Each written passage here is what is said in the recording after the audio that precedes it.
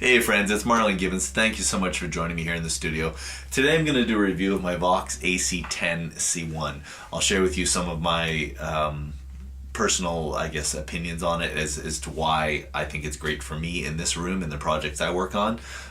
More over an AC30 or a 15. And I'll also share with you some of the specs on it as well. So stick around.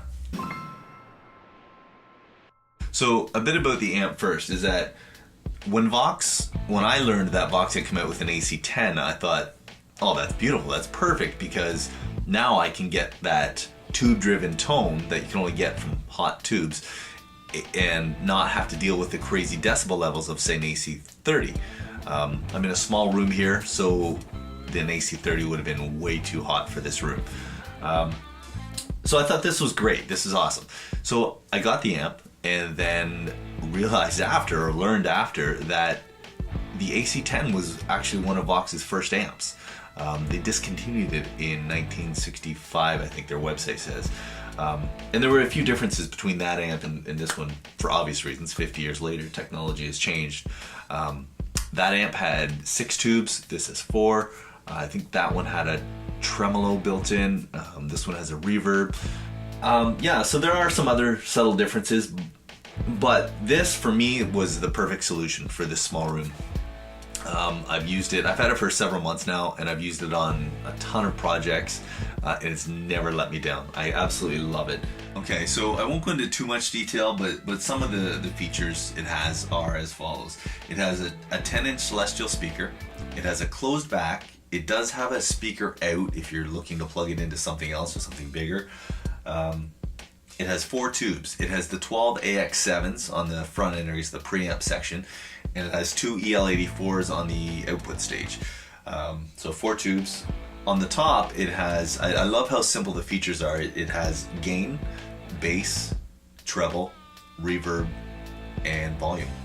That's it. That's all it has. And you can still get a ton of variation in your tone with such simplicity. The whole thing, I think, weighs under 30 pounds, so it's considerably easy to carry around than the AC30. I use it mostly here in the studio. I have used it out on several gigs, and it's great for the smaller, pub type stuff, and patios, and if you have a bass player with you, even better.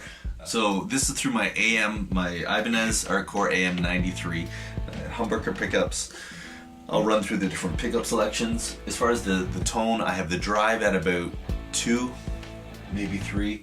The bass and treble are at midnight straight up. I have the reverb turned off. I'm not a fan of the reverb on this, which also I'm not running through any pedals. I'm straight into the amp.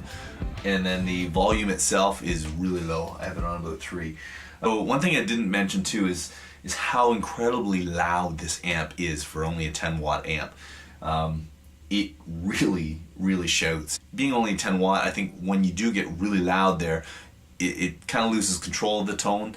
So I don't know how loud you really want to push it, but it's more than I need for, again, this small room. But I think you'd be surprised at how loud it is when you hear it in person.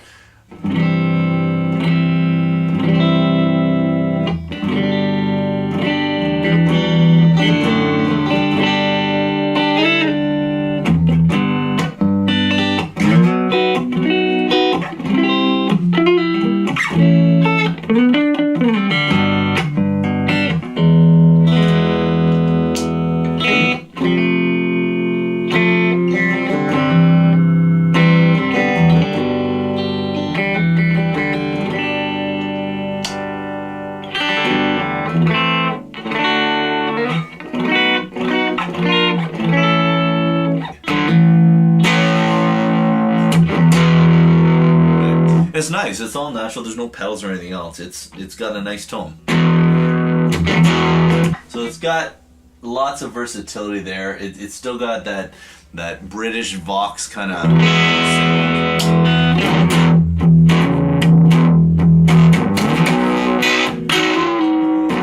Alright, and with the single coil, the Strat, all the settings are still the same as the last clip. And the drive is still up pretty hot. Everything else is the same, but you can hear.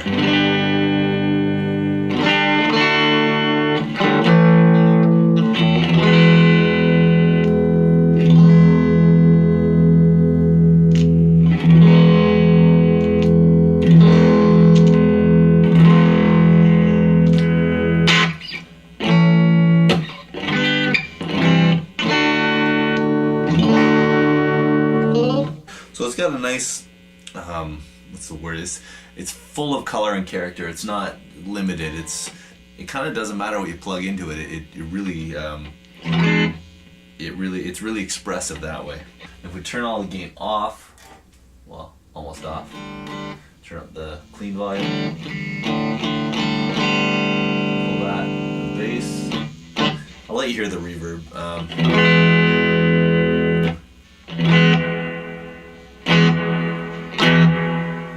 That's at about 10 o'clock, so there's quite a bit there. Pull that down. There's still a lot, and I pulled that down to about 9 o'clock. It's a little better, more controllable. So it's got a beautiful clean sound as well.